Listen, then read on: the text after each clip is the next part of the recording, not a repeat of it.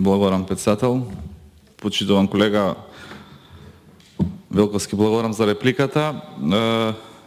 Оправдувањето за одбивањето на амандманот од владата беше дека во согласно со расположивите буџетски средства и од аспект на тоа што се наоѓаме во здравствена криза, амандманот не се прифаќа.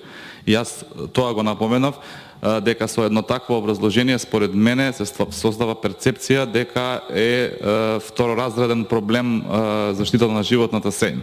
И реагира и намерно се јави дури најмногу од побуден од тој аспект. Инаку, како што реков, не недостатува политичка волја, логична, здравствена, здраворазумска работава, не постои човек, како што реков, кој што нема да се сложи дека треба да се справуваме со проблемот со заштита на животната средина, меѓутоа и многу други проблеми во општеството. Така имаме ние сите волја, меѓутоа да бидеме реални, ефектите изостануваат.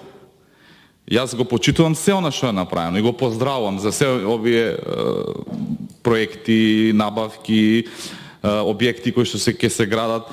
Тоа е одлично, меѓутоа сме организирале јавни расправи за многу теми, сме донале многу заклучоци и реализација или ефектот од тие бил многу мал или изостанувал. И може би ни треба и некаков да се договориме дополнителен механизам да видиме после тие равни расправи на одреден временски период што било реализирано, што не било реализирано, па повторно да се изврши притисок како собрание, чисто како сугестија го давам, за да едноставно не оставиме на владата или на оние кои што се надлежни за тие работи да помине некој временски период подолг и тоа се да се заборави да отиде во ветер.